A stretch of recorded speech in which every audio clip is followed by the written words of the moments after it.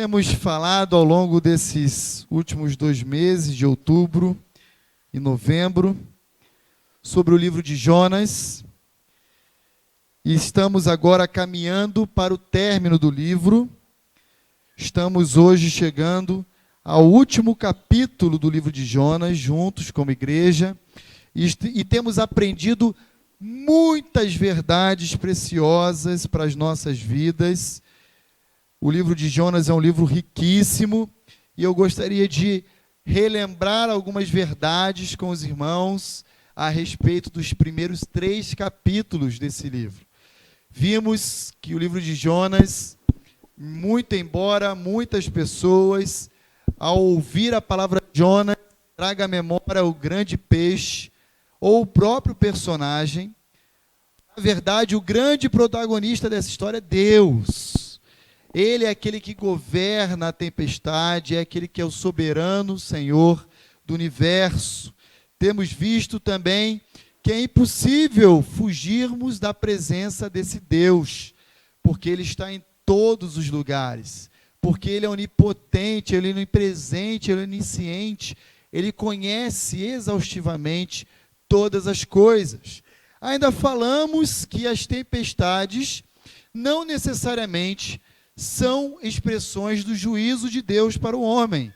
Pode também ser corretamente compreendido como um mecanismo de correção de rota.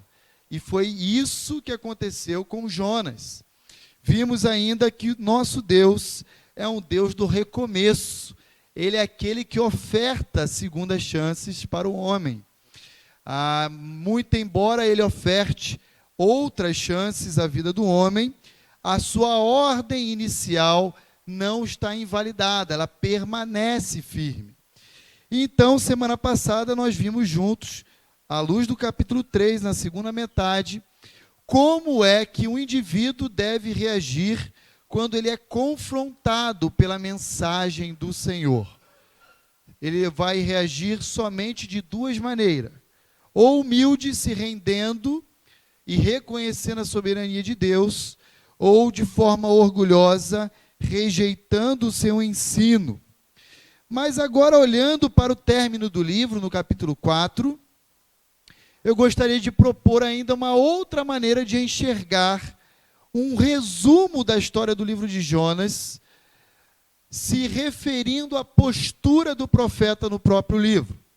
E agora eu gostaria de fazer esse resumo de uma forma diferente, de apresentar capítulo por capítulo e uma postura do profeta. Se nós olharmos para o capítulo 1, nós iremos ver Jonas dando as costas para Deus. Agora o capítulo 1, ele mostra uma postura de rejeição, de indiferença a Deus, que o profeta assume. Já no capítulo 2, nós vemos agora esse mesmo indivíduo que deu as costas no capítulo 1 para Deus, ajoelhado, orando ao Senhor, do ventre do grande peixe, lhe pedindo por uma nova chance. E Deus ouve a oração de Jonas e atende a oração de Jonas, dando um comando àquele grande peixe, fazendo então vomitá-lo em terra firme. Agora no capítulo 3, temos uma outra postura. Agora Jonas novamente encontra-se de pé, reerguido por Deus, cumprindo o seu voto, do seu voto profético, de proclamar a mensagem de Deus aos ninivitas. E então chegamos ao capítulo final do livro de Jonas, quando então Jonas agora se encontra assentado. E nós iremos ler os versículos iniciais apenas do versículo 1 a 5 do capítulo 4. E veremos agora um Jonas assentado, aguardando o desfecho dessa história. E eu quero convidar você a abrir comigo a sua Bíblia em Jonas capítulo 4, os versos 1 a 5. E nós iremos ver agora na noite de hoje o que fazer quando as coisas não acontecem da maneira que nós esperamos que ela aconteça. O que fazer quando as coisas não saem do jeito que nós planejamos? E essa grande temática é que nós iremos buscar a resposta nos versículos iniciais do capítulo 4 de Jonas, que diz o seguinte: isso tudo deixou Jonas aborrecido e muito irado. Em algumas versões, desgostoso e enfurecido. Mas o que era isso tudo do versículo 1? Era lá aquela expressão contida no verso 10, em que Deus diz que ele se entristeceu com tudo aquilo que havia acontecido, e ele voltou atrás e não destruiu a Nínive, a grande cidade de Nínive. Então, esse desfecho em que Deus não destrói Nínive, deixa Jonas realmente aborrecido e muito irado. Diz então o verso 2 que Jonas orou ao Senhor: antes de eu sair de casa, não foi isso que eu disse que tu farias, ó Deus? Por esse motivo, eu fugi para Tarsis, porque eu sabia que tu és Deus misericordioso e compassivo, lento para se irar e cheio de amor. Estás pronto a voltar atrás e não trazer calamidade. Agora, Senhor, tira a minha vida, porque para mim é melhor morrer do que viver desse modo. O Senhor respondeu a Jonas, dizendo: você acha certo, Jonas, ficar tão irado assim? Então Jonas foi até um lugar a leste de Nínive e construiu um abrigo para sentar-se à sua sombra, enquanto esperava para ver o que aconteceria à cidade de Nínive. Como agir ou lidar com o nosso coração quando construímos planos, expectativas que não são correspondidas por Deus?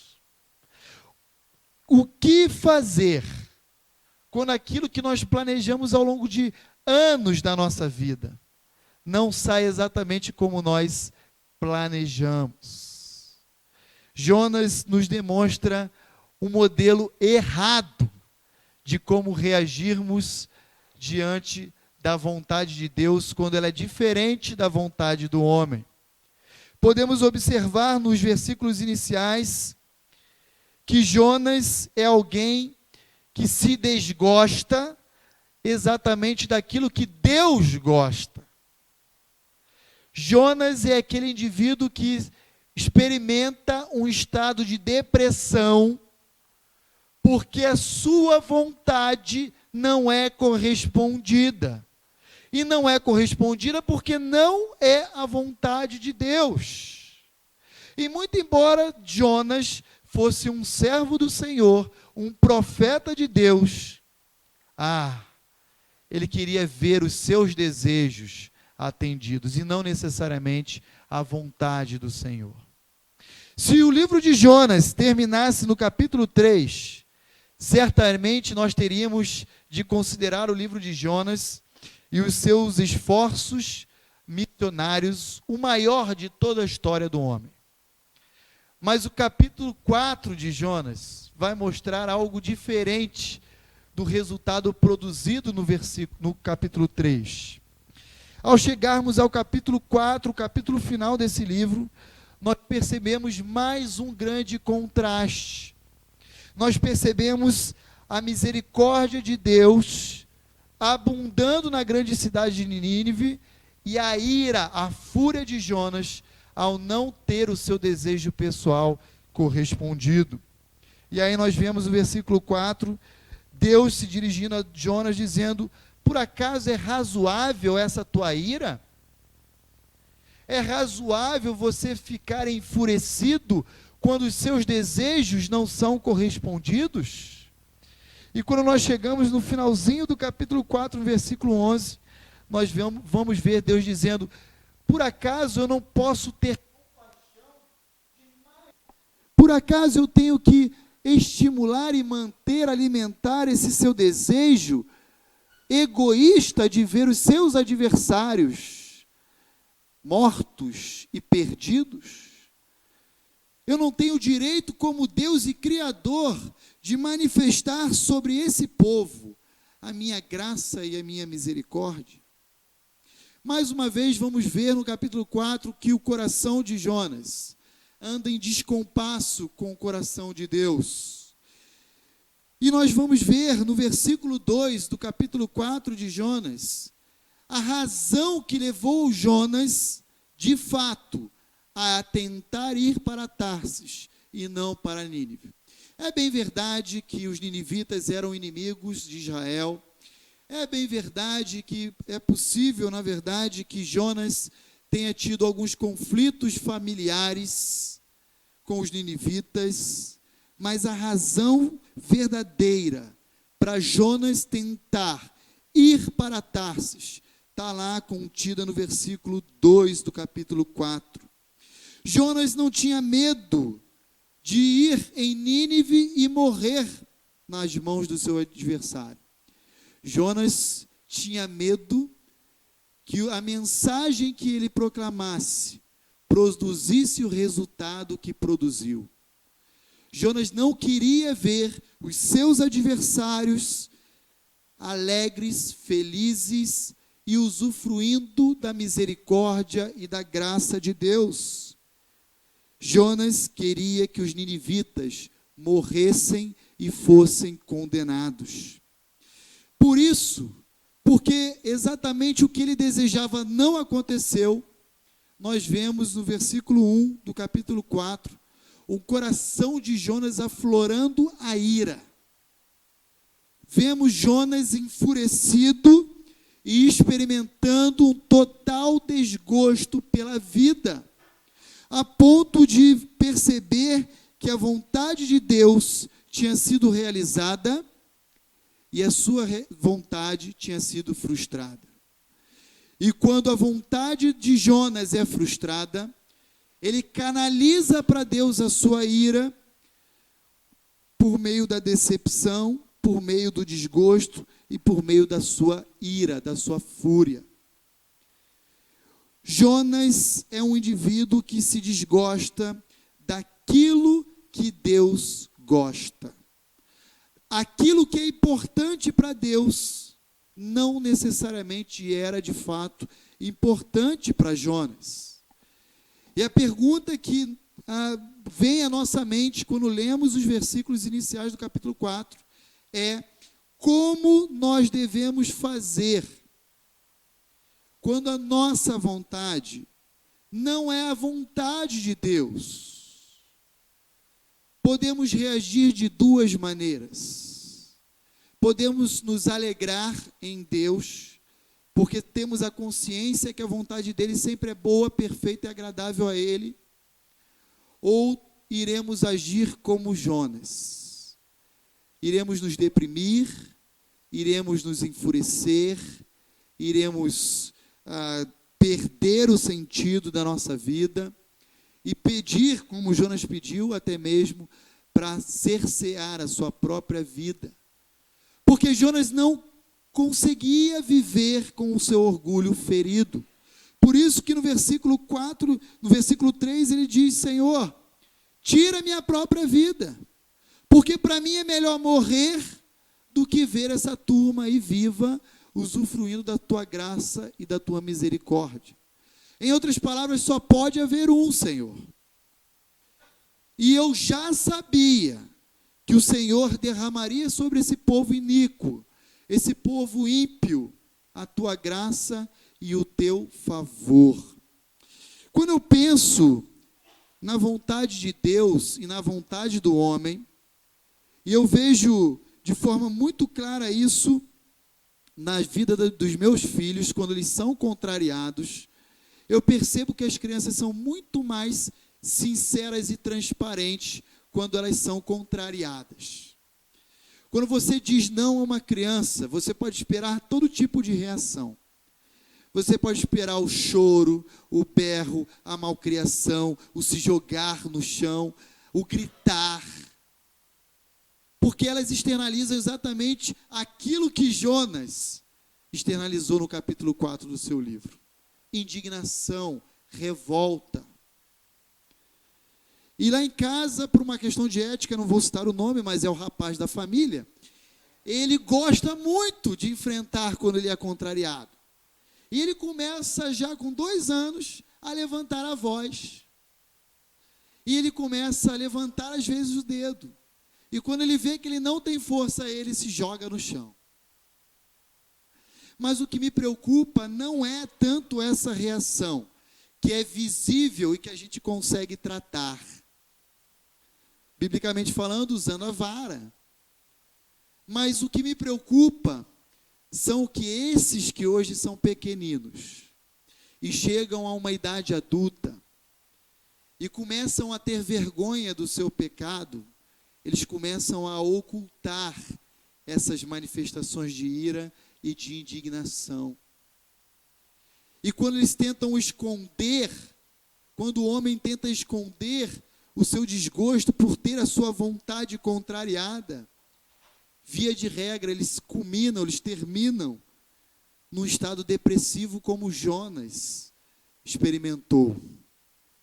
E algumas vezes nós precisamos lembrar a nós que somos adultos, de que mesmo o não de Deus é bom para nós. Que nem todas as vezes que a nossa vontade ela é realizada, necessariamente ela é boa para nós. Como nós iremos reagir quando a vontade de Deus não é a nossa própria vontade? Será que nós iremos dar piti igual Jonas e as crianças às vezes fazem?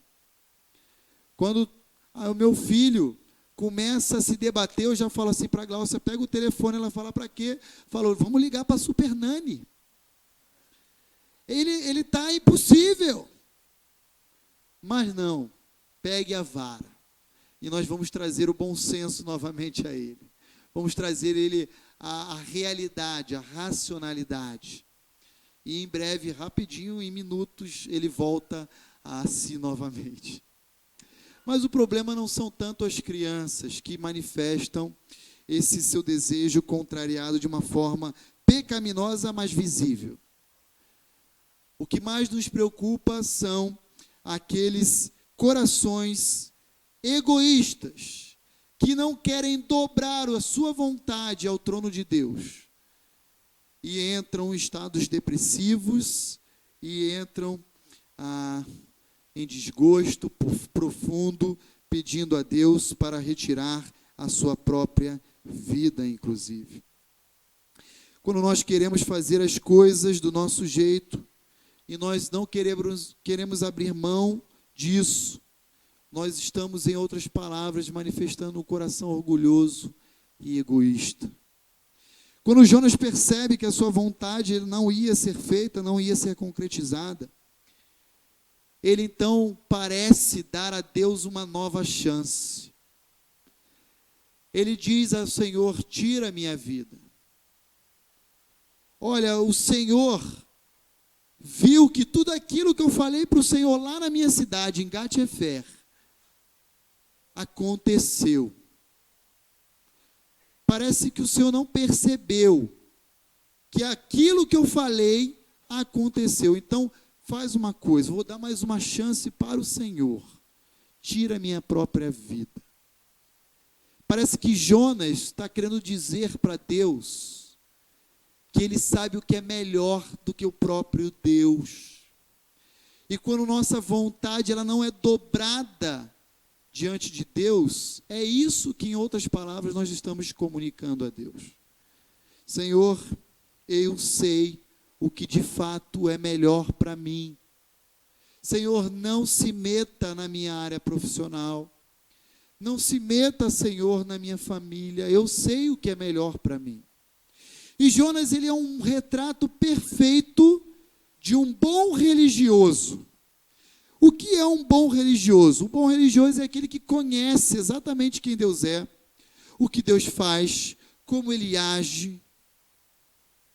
Mas um bom religioso, ele não admite que Deus seja o Senhor da sua vida. Ele continua vivendo como se ele fosse senhor de si próprio.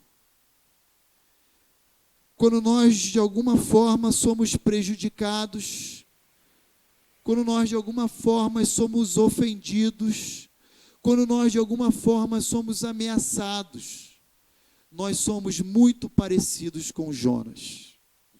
Porque Jonas, ele é aquele indivíduo que, quando erra, ele suplica a Deus por perdão. Quando ele erra, ele pede a Deus uma nova oportunidade. Mas com os seus inimigos, com aqueles que o querem mal, ele não hesita em pedir de Deus o juízo e a condenação. Se Deus, irmãos, não fosse gracioso com Jonas, ele não teria saído do ventre daquele grande peixe.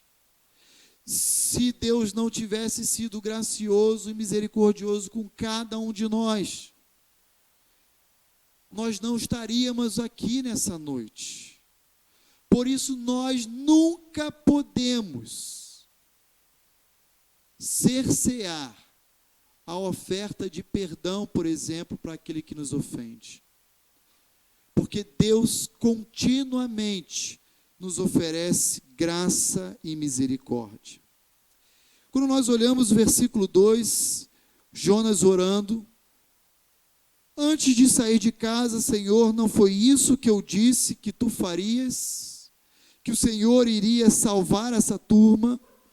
Foi por esse motivo que eu fugi para Tarsis, porque eu sabia que tu és misericordioso, clemente, compassivo, tardio em se irar, grande em benignidade. Não foi exatamente isso, Senhor? Nós vemos que Jonas é um homem que ora, se dirige a Deus em oração para reclamar diante de Deus dos seus feitos. Jonas não parece ser um indivíduo que gosta muito da prática da oração. No seu livro só há 2 relatos sobre oração, no capítulo 2 e agora no capítulo 4. Só que com uma grande diferença. No capítulo 2, versículo 1, nós vemos Jonas orando ao Senhor, pedindo por uma nova chance, pedindo por um recomeço no ventre daquele grande peixe. Agora, quando olhamos no capítulo 2, no versículo 2 do capítulo 4, parece que Jonas está criticando o Senhor por não ter a sua vontade estabelecida, correspondida. E o que nós percebemos agora no versículo 2 do capítulo 4 é que Jonas, ele está preocupado tão somente com o seu umbigo, tão somente com os seus interesses. Jonas, diferente do capítulo 2, ele não está preocupado em cumprir com o seu voto, em honrar a Deus com aquilo que o Senhor confiou a ele. Não. Parece que Jonas está dizendo: viu, Senhor, que eu estava certo e o Senhor estava errado. Parece que Jonas, se vivesse nos nossos dias, levantaria aquele cartaz que a torcida costuma levantar lá no estádio: eu já sabia. E parece que Jonas, ele menciona esses atributos de Deus, dando a entender que, ao invés de eles serem qualidades de Deus, na verdade eles são fraquezas. Eu disse para o Senhor que o Senhor iria converter essa turma, e essa turma não merece a tua graça, essa turma não merece o teu favor. Viu como eu estava certo e o Senhor estava errado? Viu como o Senhor é misericordioso? Mencionando essas qualidades de Deus como se elas fossem fraquezas. E ao compararmos essas 2 orações, pensando agora em Jonas capítulo 2 e Jonas capítulo 4, o que nós percebemos é que a melhor oração que Jonas faz no seu livro é no pior momento da sua vida, no ventre de um grande peixe. E a pior oração que ele faz no seu livro é no melhor momento da sua vida, quando toda a cidade está experimentando da graça e da misericórdia de Deus. Jonas não consegue se dar conta dessas coisas. Sua primeira oração, no capítulo 2, foi fruto de um coração quebrantado. E agora, sua segunda oração, no capítulo 4, é fruto de um coração frustrado e enfurecido. Se no capítulo 2, nós podemos perceber que Jonas pede por salvação, agora no capítulo 4, Jonas pede por condenação. Senhor, retira a minha própria vida, porque para mim é melhor morrer do que ver meus inimigos de pé, experimentando da tua graça e da alegria da tua salvação. Senhor, por favor, retira e atende a minha oração. Um autor americano, um pastor de uma igreja grande nos Estados Unidos, chamado Tim Keller, ele disse o seguinte: você não perde o desejo de viver, a não ser que você tenha perdido o sentido da vida. Se o sentido da sua vida estiver ligado a qualquer outra coisa que não seja o próprio Deus ou seu Filho Jesus Cristo, a primeira crise ou dificuldade que você vier a enfrentar, você irá orar exatamente como Jonas orou no capítulo 4. Senhor, eu imploro, porque para mim é melhor morrer do que viver. Senhor, eu quero morrer, porque se a minha vontade não pode ser feita, então eu prefiro não ver a sua realizada. Irmãos, isso é muito sério. Muitas das vezes a nossa vontade pode se tornar um ídolo para as nossas vidas. Muitas das vezes os nossos desejos pessoais podem ocupar o lugar que pertence exclusivamente a Deus. E Deus em nenhum momento nas Escrituras proíbe a mim e a você de desejarmos algo legítimo para nós. Mas Deus condena a atitude de colocarmos o nosso desejo, quando diferente da vontade de Deus, no lugar que pertence ao Senhor. E a pergunta que Jonas nos ajuda a fazer, a olharmos o versículo 2 é: o que tem dado sentido à sua vida? O que motiva, impulsiona você a levantar todos os dias da sua cama e a viver a sua vida intensamente? O que dá sentido à sua vida? Nós sabemos aquilo que dava sentido à vida de Jonas: ver os inimigos do Senhor arrasados. Porque quando Deus derrama sobre eles a sua graça e o seu favor, então nós percebemos Jonas pedindo que Deus retire a própria vida dele, porque já não havia mais sentido para ele viver a sua vida. Versículo 2, na oração de Jonas, ele ainda nos apresenta alguns atributos de Deus. Eu queria chamar a sua atenção para esses atributos de Deus. Observe que o autor diz que Deus, ele é um Deus clemente. Jonas nos mostra, por meio da sua oração, quem Deus é. Essa expressão clemente ou compassivo é uma das principais características que distingue Deus dos demais deuses desse mundo.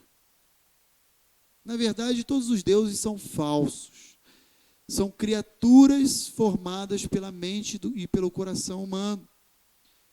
Mas esse atributo de compassividade, ou seja, compaixão, clemência de Deus, demonstra que Deus, o nosso Deus, é um Deus pessoal. É um Deus que sente as nossas dores, é um Deus que conhece as nossas lutas, é um Deus que conhece os nossos sofrimentos, chora conosco e se alegra conosco. Tudo isso está embutido na expressão compassivo, clemente. Mas Jonas fala mais de Deus. Ele fala que ele também é misericordioso. Ou seja, o Senhor é aquele que não nos paga, não nos retribui como nós merecemos. Senhor, eu merecia condenação, eu merecia sofrimento, eu merecia a tua punição, o teu juízo. Mas um dia o Senhor me alcançou pela graça de Cristo Jesus. E o Senhor não canalizou sobre mim essas coisas, mas sobre o teu próprio Filho Jesus Cristo, na cruz do Calvário. O Senhor é um Deus que não retribui os nossos feitos de acordo com o que nós merecemos. Por isso o Senhor é um Deus misericordioso. Mas Jonas ainda diz, o Senhor, além de ser compassivo e misericordioso, o Senhor é alguém que se demora em irar. Em outras palavras, o Senhor é longânimo. O Senhor é muito paciente, Senhor. Senhor, o Senhor conhece os nossos pecados. E ai de nós, Senhor, se todas as vezes que pecássemos, o Senhor retribuísse com o teu juízo a tua ira sobre nós. O Senhor não age assim, porque o Senhor é grande em benignidade. O Senhor é cheio de amor. O Senhor é rico em perdoar os seus filhos. O Senhor é grande em benignidade, porque o seu amor por cada um de nós é incondicional, a ponto de enviar o seu próprio Filho Jesus Cristo para morrer na cruz do Calvário em nosso lugar. Jonas é o retrato de um bom religioso, porque ele consegue descrever com precisão quem Deus é. O problema é que todos os atributos de Deus que Jonas descreve não afeta ou transforma o coração e a vida de Jonas. Como o conhecimento que você possui de Deus, ele alcança, ele afeta, ele transforma a sua vida. Como o fato de saber que Deus é um Deus gracioso, mas ao mesmo tempo santo e justo, ele tem afetado a sua vida. Como a verdade de saber que Deus ele é misericordioso, mas também é um Deus que se ira, ele afeta a sua vida. Como o conhecimento de saber que Deus é longânimo e cheio de amor afeta a sua vida. Jonas, capítulo 4, vai nos dizer como ele afetou a vida de Jonas. Afetou para juízo a si próprio e afetou para desgosto e desânimo. Mas em Cristo Jesus, o conhecimento que nós temos de Deus a respeito das Escrituras, do que ela nos revela, e a respeito do seu próprio Filho, que é a imagem do Deus invisível, esse conhecimento afeta, ou deveria afetar a nossa vida, nos transformando de glória em glória à imagem do Filho Jesus Cristo. Como a sua vontade, quando não é correspondida, como você reage? O que dá sentido à sua vida? E como Deus tem transformado e o conhecimento dele tem alcançado e afetado o seu viver. Quero convidar você a inclinar a sua cabeça. Nós vamos orar. Eu gostaria que você pensasse nessas verdades que Jonas capítulo 4 nos ensina. Será que você tem sido um bom religioso? Ou você tem se permitido ser transformado pela graça de Deus, pela sua misericórdia, pela sua benignidade, pela sua longanimidade e paciência, pela sua justiça, pela sua santidade? O que tem feito você viver os seus dias intensamente? O que tem sido o combustível propulsor que o motiva a viver a sua vida diariamente? O que tem dado sentido ou razão de ser para você?